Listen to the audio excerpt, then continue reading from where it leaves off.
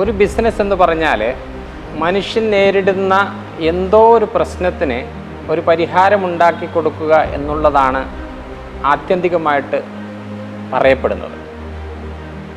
അങ്ങനെയാണെങ്കിൽ ഒരു ബിസിനസ്സുകാരന് വേണ്ട, നിർബന്ധമായിട്ടും വേണ്ട കുറേ കാര്യങ്ങളുണ്ട്. അതിൽപ്പെട്ട 3 കാര്യങ്ങളെ പറ്റിയിട്ടാണ് ഇന്ന് ഞാൻ പ്രതിപാദിക്കുന്നത്. ഒരു ബിസിനസ്സുകാരൻ നിർബന്ധമായിട്ടും പാഷനേറ്റ് ആയിരിക്കണം, കമ്മിറ്റ്മെൻ്റ് ഉള്ള ആളായിരിക്കണം. പാഷനേറ്റ് എന്ന് പറഞ്ഞാൽ ചെയ്യുന്ന ബിസിനസ്സിനോട് ഒരു അഭിനിവേശം ഉണ്ടാകണം, അതിനോട് അതിയായ മമത ഉണ്ടാകണം. എങ്കിൽ മാത്രമേ അദ്ദേഹത്തിന് ആ ബിസിനസ്സിൽ നല്ല നിലയിൽ ശോഭിക്കാൻ സാധിക്കുകയുള്ളൂ. എന്നു മാത്രമല്ല, നല്ല കടമ ഉത്തരവാദിത്ത ബോധവും ആ ബിസിനസ്സിനോട് വേണം. അതാണ് കമ്മിറ്റ്മെൻറ്റ് എന്ന് പറയുന്നത്.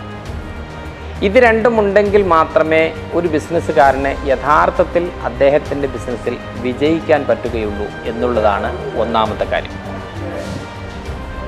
രണ്ടാമത്തെ കാര്യം എന്ന് പറയുന്നത്, ചെയ്യുന്ന ബിസിനസ്സിലൂടെ അദ്ദേഹത്തിൻ്റെ ആ ബിസിനസ്സിൻ്റെ ഉപഭോക്താക്കൾക്ക് ഒരു വാല്യൂ അഡീഷൻ എന്തായാലും കൊടുക്കാൻ പറ്റണം എന്നുള്ളതാണ്.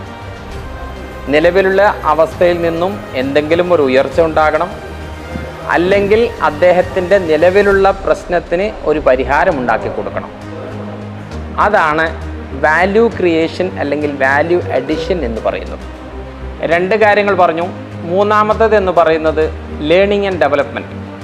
പഠിക്കുവാനും വികസിക്കുവാനുമുള്ള ത്വര എന്ന് പറയാം. 21-ാം നൂറ്റാണ്ടിൽ നിരക്ഷരൻ എന്ന് പറയുന്നത് എഴുതാനും വായിക്കാനും അറിയാത്ത ആളല്ല.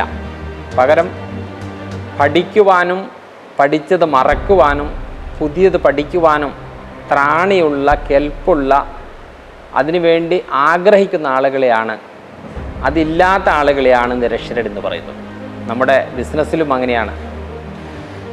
ബിസിനസ്സിൽ പുതുതായിട്ട് വരുന്ന ട്രെൻഡുകളെ പഠിക്കുവാൻ, മാർക്കറ്റിനെ പഠിക്കുവാൻ, പുതിയ മെത്തേഡുകൾ പഠിക്കുവാൻ, സ്ട്രാറ്റജി പഠിക്കുവാൻ, അത് ഇംപ്ലിമെൻ്റ് ചെയ്യുവാൻ നമുക്ക് സാധ്യതകളില്ല എങ്കിൽ നമ്മൾ യഥാർത്ഥത്തിൽ ഒരു ബിസിനസ്സുകാരനായിട്ട് മാറുന്നില്ല എന്നുള്ളതാണ് പരമാർത്ഥം.